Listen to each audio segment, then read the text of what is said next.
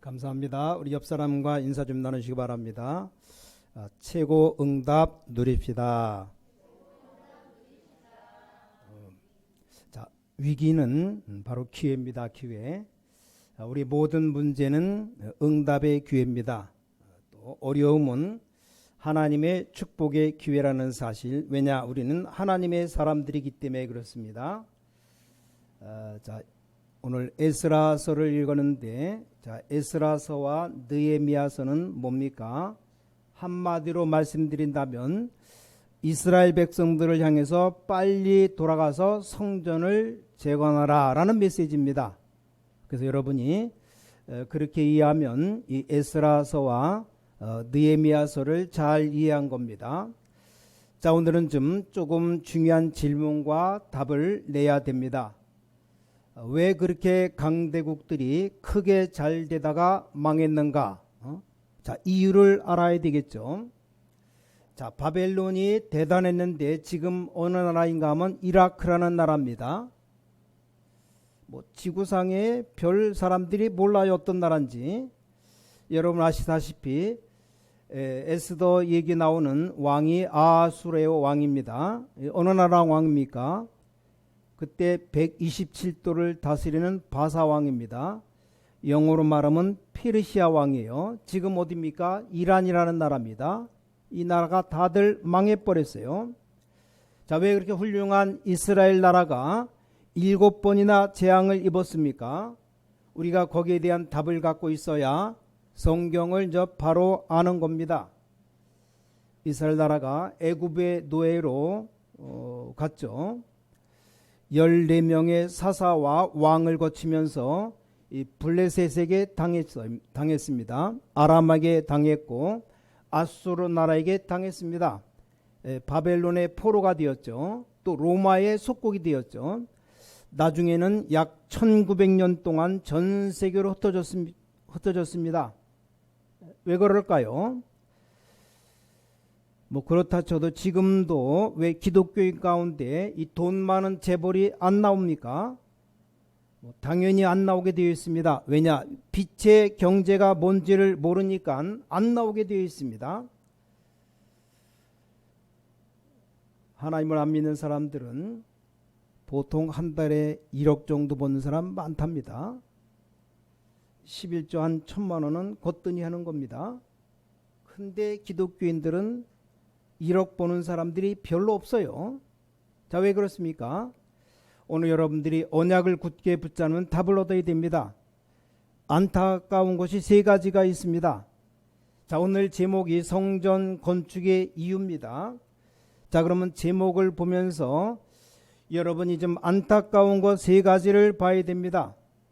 자, 세계를 움직이는 사람들이 큰 힘을 가지고 있었는데 어디서 가지고 있었느냐 하는 겁니다. 자, 이 복음을 우습게 보는 창세기 3장, 6장, 11장을 가지고 이 강대국이 되었습니다. 그러니 당연히 망하겠죠. 그런데 엄청난 힘을 가지고 있었던 겁니다. 그때마다 하나님을 믿는 사람들은 거기에 잡혀 들어갔습니다. 그렇죠. 이걸 빨리 우리가 캐치해야 됩니다. 네가 하나님처럼 된다고 말하는 이 창세기 3장 사건, 또 인간이 네피림이라고 된 창세기 6장 사건, 하나님 없이도 성공할 수 있다는 바벨탑 사건, 그게 창세기 11장 사건이죠. 이걸 가지고 있는 사람들이 강대국이 됐다 이 말입니다. 희한한 일이죠. 자, 우리가 뭘 몰라서 그럴까요? 지금도 똑같습니다. 이러면서 이 사람들이 2번째 하는 일이 있습니다. 뭔가 하니까 큰 우상 신전을 만드는 겁니다. 반드시 그랬습니다. 여러분이 이 흐름을 모르면 영적으로 못 이기고 여러분이 응답받기 힘듭니다. 왜냐? 이 어마어마한 신전을 만들어 버리니까 주위에 엄청난 영향을 주는 겁니다. 우리 이웃나라 일본의 그 수도가 도쿄인데 도쿄에는 아사쿠사절이 일본을 대표합니다. 어마어마하게 절을 져놓고 온 일본 사람들이 거기 와서 다 구경하고 사진 찍고 절하고 별짓을 다 합니다. 각 나라에 가보면 이 굉장한 신전을 만들어 놓고 사람에게 영향을 줍니다. 자, 그런데 그걸로 끝나는 게 아닙니다. 이게 바로 문화로 바뀌는 겁니다. 문화로 바뀌니까 솔직히 기자들이 뭘 합니까? 거기 가서 사진 찍고 별짓 뭐 다 하는 겁니다. 이게 또 문화로 바뀌니까 어떻게 되느냐? 뭐 대중화되고 상업화되는 겁니다. 그러니까 그쪽으로 사람이 많이 몰리기 때문에 이게 이제 정치화가 되는 겁니다. 그래서 거기에 총리도 가서 절하고 왕도 절하러 가는 겁니다. 왜 그런지 아십니까? 이게 정치화됐기 때문에. 그리고 돈이 거기 몰리니까 경제와 사람이 많이 몰리니까 이게 문화화로 이렇게 가는 겁니다. 근데 우리는 뭣도 모르고 거기 가서 구경하고 사진 찍고 모든 자녀들 데리고 놀러 가고 다 하는 겁니다. 뭐 한 명만 왔다 갔다 하는 게 아니고 수많은 사람들이 거기 계속 왔다 가는 겁니다.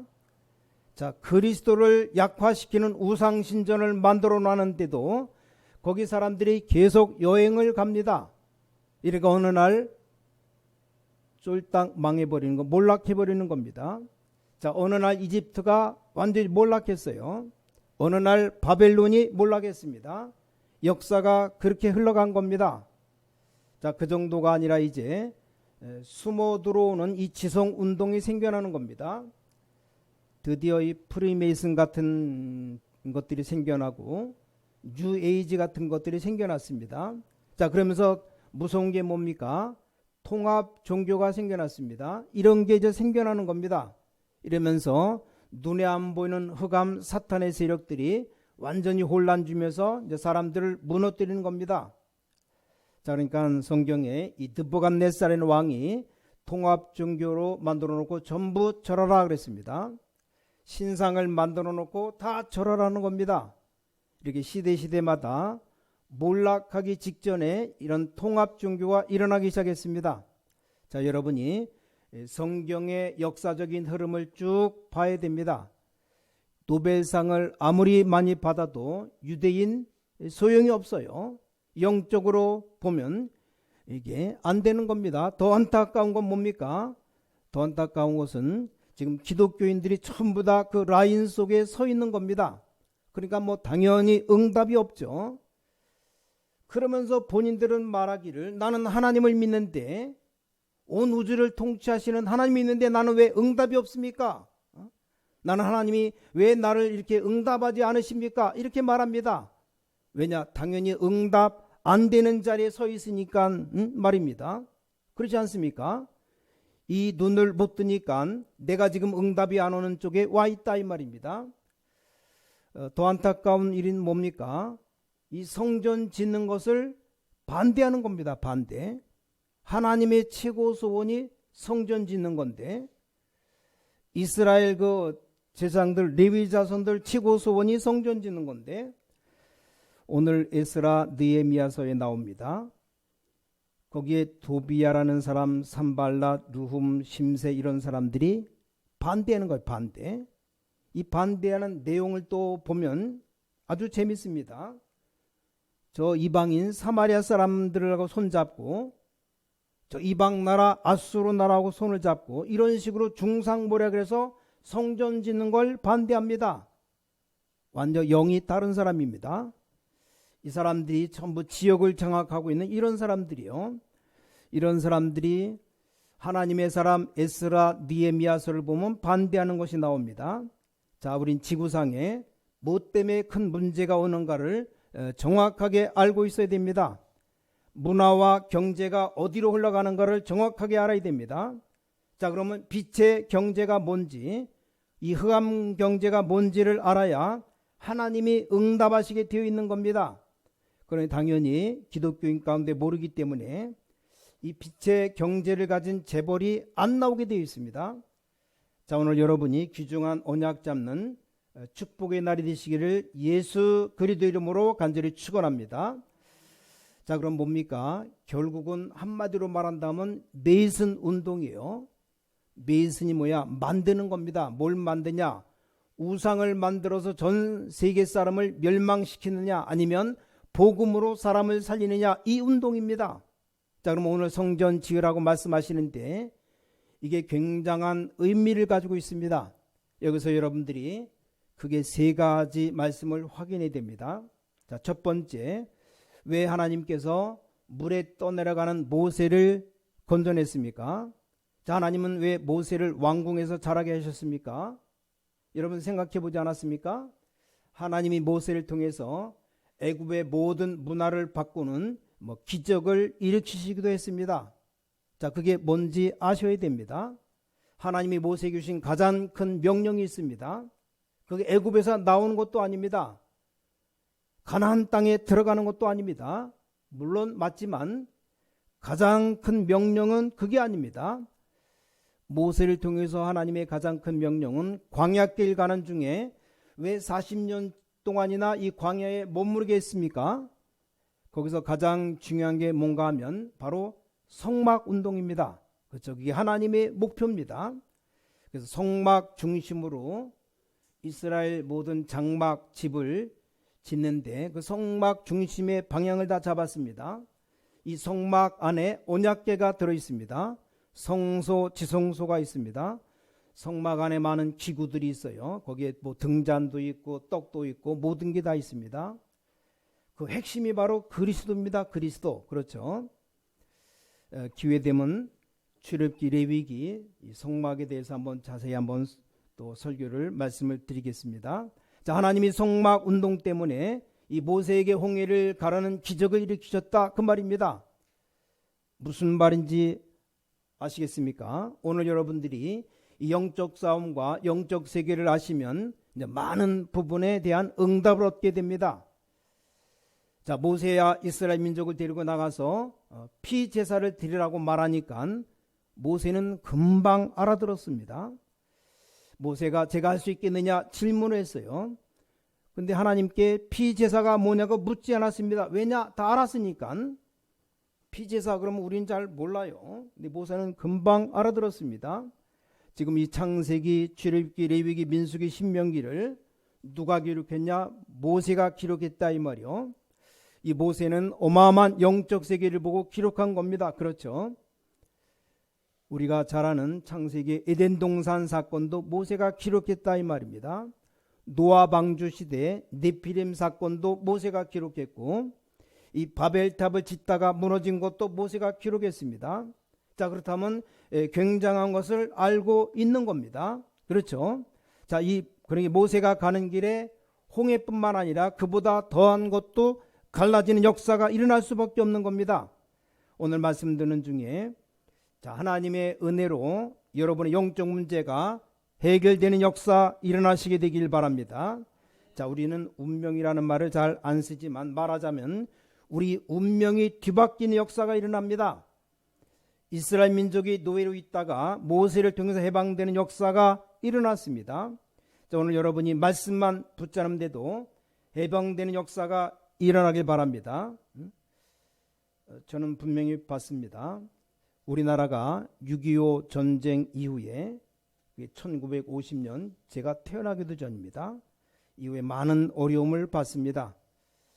그래서 왜냐 우리나라 전국 방방곡곡에 절이 많이 세워져 있고 우상 숭배했습니다. 또 우리나라 곳곳마다 엄청난 무당들이 동네마다 구슬하고 곳곳마다 돌과 나무에다 절을 하고 일본이나 다른 나라가 발전하고 있을 때 우리나라는 완전히 퇴보하고 있었습니다. 미국, 유럽 같은 데는 땅바닥에 아스팔트 깔고 있었을 때 우리는 소 달구지 타고 다녔습니다. 그뿐만 아닙니다. 많은 영적 문제를 가지고 있었습니다. 자, 그런데 100년 전에 우리나라가 이 복음이 들어오게 된 겁니다. 저는 이 복음을 알고 난 뒤에 이 복음은 모든 민족에게 증거된다. 그리 다짐한 겁니다. 하나님 이 복음 못 들은 나라 사람들에게 이 복음을 전하게 해주셔서 기도가 나옵니다. 자, 오늘 두 번째입니다. 성경 자세히 봐요. 이날 이후로 여호와의 신이 다윗에게 크게 임하니라. 자, 이날 이후가 뭡니까? 그게 중요합니다. 여러분이 오늘 그날이 되시기 바랍니다. 이날 이후로 여호와의 신이 다윗에게 크게 감동되니라. 어느 나라입니까? 이 사무엘 선지자를 만난 이후입니다. 언약궤에 대한 얘기를 들은 이후입니다. 특히 중요한 것, 앞으로 성전 건축에 대한 얘기를 들은 이후입니다. 자, 수십 번 죽음의 위기를 당했지만 다윗은 죽을 수가 없습니다. 당연히 승리하게 되었습니다. 너무나 많은 위기를 만났지만 죽을 수가 없어요. 왜 그렇습니까? 이 하나님의 언약을 성취해야 되기 때문입니다. 여러분이 하나님의 언약을 성취할 분이 확실하다면 어떤 위기도 여러분을 무너뜨릴 수가 없는 겁니다. 자, 그 언약 잡으시기 바랍니다. 저는 제가 여지껏 살아오면서 몇 번 죽을 위기를 당했습니다.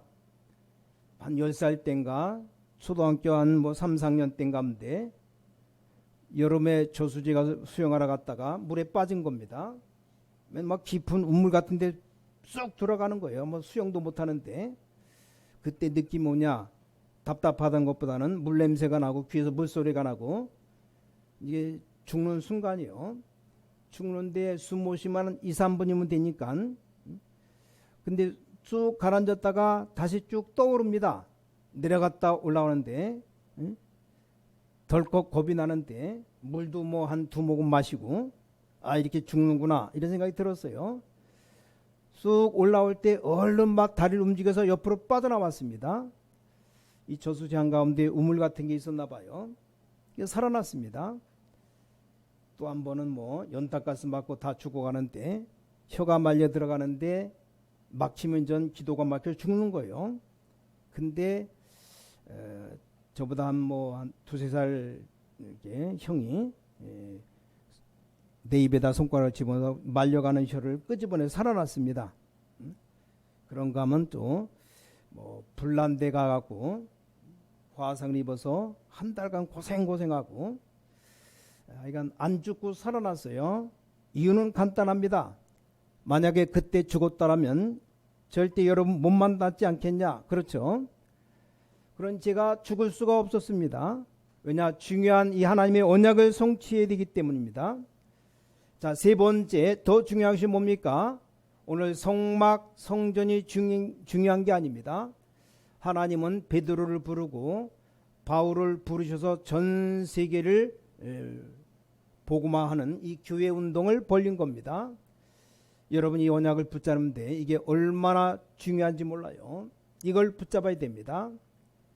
자, 그럼 결론 말씀드립니다. 우리 성전, 성막, 교회보다 더 중요한 것이 있습니다. 하나님이 억지로 여러분 보고 교회 와서 예배드리라 그런 뜻이 아니지 않습니까? 뭡니까? 왜 성막 중심으로 천막을 만들고 살라 그랬습니까? 이스라엘 백성 향해서. 왜 하나님께서 여러분 보고 교회 와서 예배하라고 했습니까? 우리가 여러분 어릴 때 이게 팽이를 많이 돌렸어요.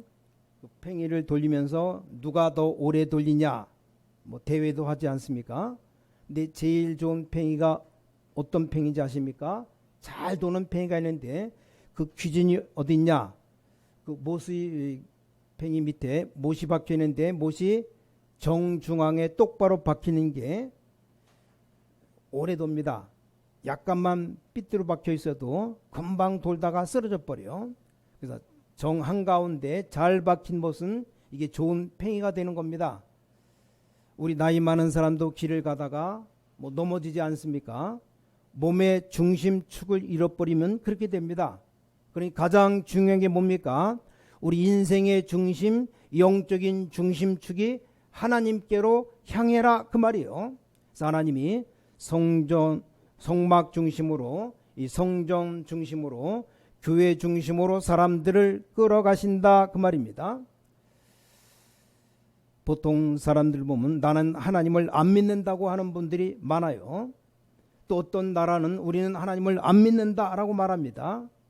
특히 저 유럽 선진국 사람들이 말하기를 요즘도 하나님을 믿느냐 그런 사람들도 많습니다. 자, 그러면 지옥 가기 전에 반드시 이 지옥을 몇 번 경험하게 됩니다.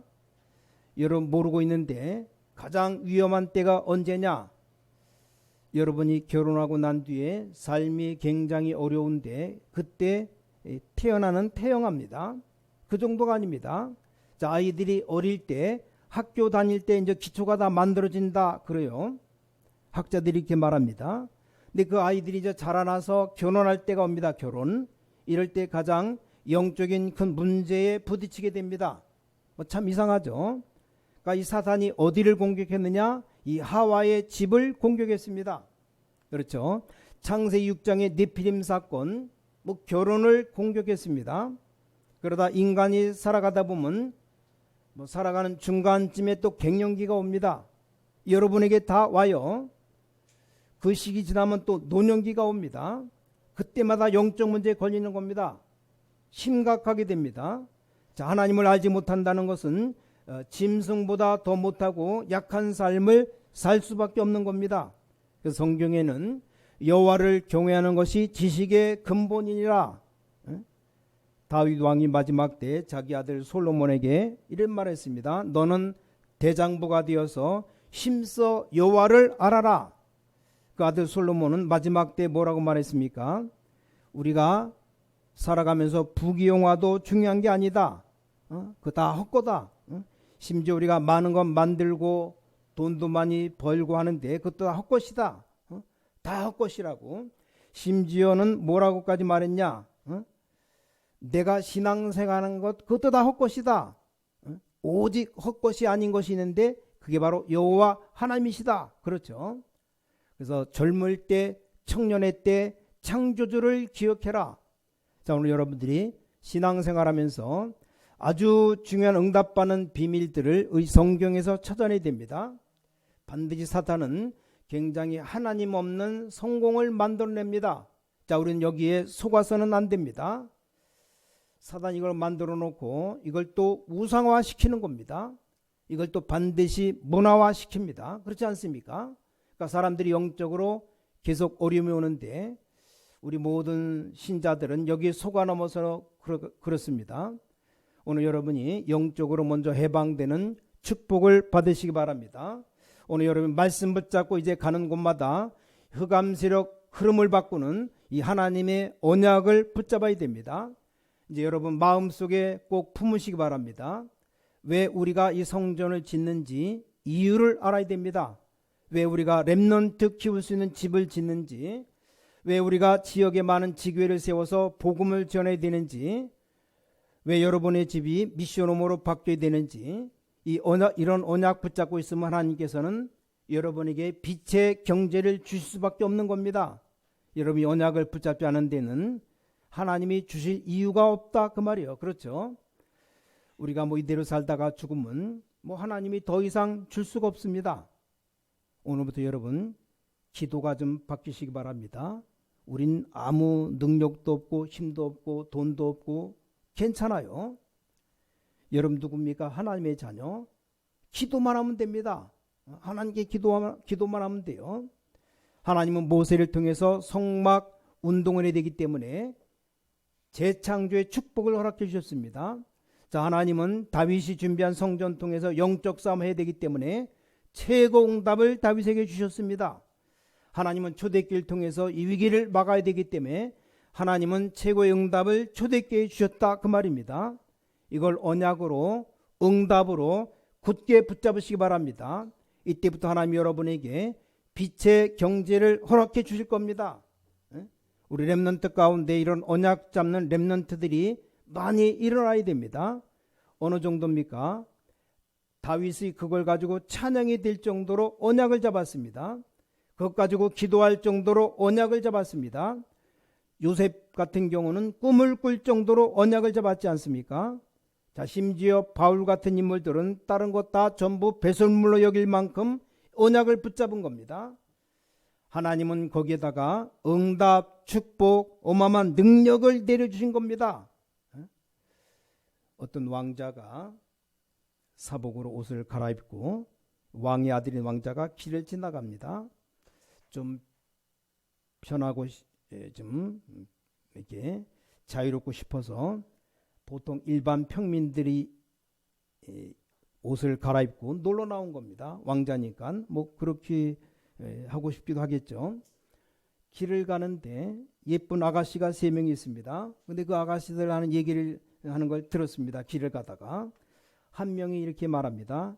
나는 떡 장사에게 시집가고 싶다. 왜냐 물어봤더니 떡 실컷 먹지 않겠느냐. 그러니까 또 한 명이 나는 옷 장사에게 시집가고 싶다. 먹는 건 대충 먹어도 되는데 여자가 좀 좋은 옷을 입고 살아야 될 거 아니냐. 그 중에 제일 예쁘게 생긴 막내 여자 한 명이 나는 왕자에게 시집가고 싶다. 그러면 거기엔 떡도 있고 옷도 있고 다 있을 거 아니냐. 왕자가 지나가다 그걸 들었어요. 그 왕자가 누구에게 장가 가겠습니까? 똑같이 생긴 그 여자에게 가겠습니까? 아니죠. 왕자에게 가고 싶다는 그 여자를 택하겠죠. 자, 그러니까 하나님이 우리에게 응답 주시기로 다 준비되어 있는데 우리가 받을 준비가 안 돼 있으면 받을 수가 없는 겁니다. 참 안타까운 일이죠. 빛의 경제를 움직이는 산업인이 안 나온다 이 말이요. 하나님의 언약을 굳게 붙잡으면 나올 것인데 그 말이요. 전 미국 뭐 가보기도 했지만 뭐 뉴스를 들어보고 또 책을 보면서 너무너무 놀랐습니다. 어떻게 누가 저렇게 우상신전을 만들어서 모든 전 문화를 사로잡고 있느냐 그 말이요. 뭐 거기 발길이 부딪힐 정도로 사람이 많이 몰려옵니다.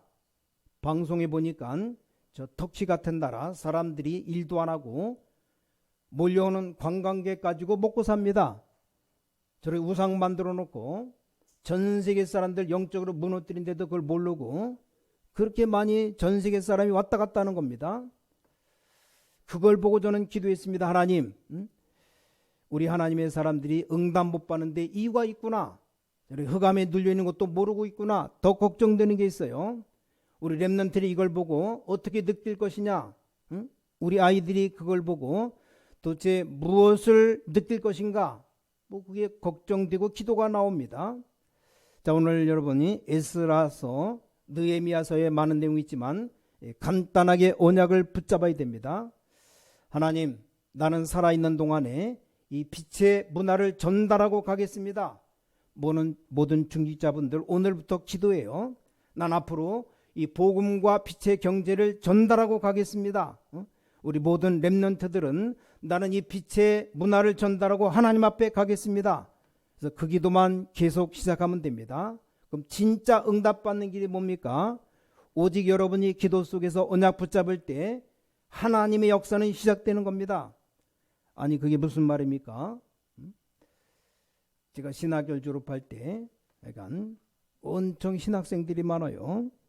나를 포함해서 몇백 명 졸업했어요. 뭐 다른 데도 신학교가 많이 있겠죠. 우리나라 한국에 조금만 따져봐도 200개나 되는 교단이 있습니다. 또 신학교는 이렇게 많습니까? 목사도 많이 배출됩니다. 노는 목사도 많아요. 너무 많아서 대리운전하는 목사도 있습니다. 언젠가 신문 보니까 서울에만 목사 안수 받고 무직으로 돌아다니는 사람이 한 4만 명 된대요. 대리운전하면서. 왜 이렇게 교인이 줄어듭니까? 교회들이 약화되고 있습니다. 그래서 하나님 앞에 다짐했어요. 하나님, 저는 오직 복음만 전하겠습니다. 다른 거 필요 없어요. 하여간 감사하게도 가족들 모든 친척들이 다 저를 도와주고 있습니다. 저는 오직 하나만 기도하겠습니다. 제가 다른 것 없습니까? 뭐 제가 그래 굶어 죽었습니까? 아닙니다. 다른 사람보다 더 많이 먹어요. 뭐 잘 데가 없습니까? 아닙니다. 그런 기도 안 해도 얼마든지 있습니다. 여러분 이 기도 언약만 제대로 딱 붙잡으면 끝나는 겁니다. 그냥 하지 마시고 나는 빛의 문화, 빛의 경제를 남기고 가겠다. 이 마음 먹는 거 간단하지 않습니까? 기도하는 거 돈 드는 것도 안 해요. 우리 이 만수동 인천에 있는 모든 흥합문화 바꿀 만큼 하나님 성전의 축복을 주시옵소서 기도하면 됩니다. 한 전 지역에 우리 학생들 키울 수 있는 RUTC 만들 수 만큼 나에게 경제력을 주옵소서 그것만 기도하면 됩니다. 다윗이 그렇게 기도했습니다. 새로운 응답 여러분에게 시작되시기를 예수 그리스도 이름으로 축복합니다. 지난 주간 어느 목사님 한 분 만나는데 이분은 시청 앞에 교회가 24평 또 교육관 한쪽에 24평. 그래서 3만 160만 원 내고 있었대요. 월세. 그러다가 저 간석동에 한 조그맣게 친 30평 뭐 건물 올라간 데다가 그 교회를 8억 3천 주고 이사 왔대요. 뭐 열심히 하여간 아침부터 좀 뛰어갖고 자기가 돈은 버니 한 1,000만 원은 번답니다. 그러니까 돈이 어디 있습니까? 한 5억을 대출받아서 그걸 사갖고 왔대요. 그러면서 그 사람이 기도했답니다. 별로 뭐 하여간 제가 보기에는 복음도 없고 어떻게 하든지 자기는 인간관계를 통해서 심지어는 차 파는 사람 무조건 잘 산답니다. 내가 차 사줄 테니까 우리 교회 나와라. 뭐 이런 식으로 전도하는 거예요.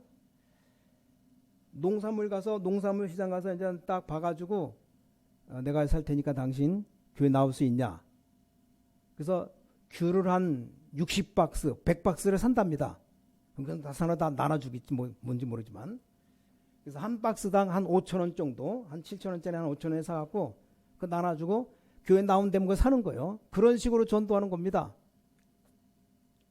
참 전도도 희한한 전도죠.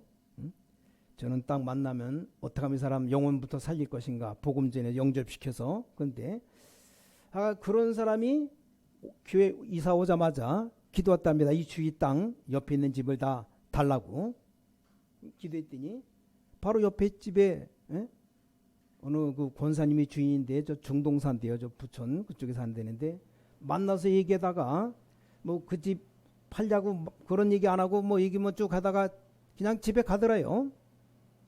뭐 저 어디 교회 권사라는데 다시 전화를 했답니다. 교회를 그 집을 우리에게 팔 거냐고 물어봤더니 왜 사겠냐고 물어보더래요. 그래서 교회 지으려고 교회 확장시키려고 살라 그랬더니 그럼 그냥 가지라 그랬대요. 한 4억 넘는 땅값만 해도 한 4억이 넘는데 그 집을 그냥 얻었답니다. 빚이 한 7천만 원 되는데 그 대출 받아서 그냥 갚으면 되는데 그건 싫고 하여간 그래서 교회다가 그냥 그 집을 한 50평 되는 단독주택인데 하나님 이렇게 주셨다고. 야, 나는 뭐 하고 있는가 도전이 돼요. 물론 공짜로 그건 얻는 게 아니고 우리가 정말 복음 때문에 교회를 짓기 위해서 기도하면 하나님이 다 주시는데 모르겠어요. 제가 볼 땐 별로 복음도 확실하지 않은데 그렇게 뭐 하나님이 다 주시는데 뭐 그런 그걸 뭐 바라고 할 수는 아니지만 우리가 정말 교회를 놓고 성전 건축 놓고 후대 놓고 기도해야 되겠다. 딴 거 하지 마시고 여러분 오늘부터 좀 기도하시기 바랍니다. 그래서 이제 계속 주일 메시지는 성전 건축 하나님의 소원이 마지막 우리가 남기고 할 게 뭐 있습니까? 정말 지역 문화 바꿀 수 있는 성전 건축을 놓고 좀 기도하고 후대를 놓고 정말 기도해야 됩니다. 정말 날마다 앞으로 여러분에게 최고의 축복 응답 시작되시기를 예수 그리스도 이름으로 간절히 축원합니다. 전능하신 아버지 하나님께 감사드립니다. 오늘 우리 영안을 열어 주시옵소서. 왜 복음을 전해야 되는지 알 수 있는 눈을 열어 주시옵소서. 빛의 문화를 보게 하여 주시옵소서. 빛의 경제를 보게 하여 주시옵소서. 우리 주위의 흑암 문화가 무너지는 역사가 일어나기를 간절히 기도합니다. 모든 흑암 경제가 결박되기를 기도합니다. 놓쳐버린 하나님의 자녀의 축복을 회복하는 저희들 되게 하여 주시옵소서. 주 예수 그리스도 이름으로 간절히 기도를 싸움나이다. 아멘.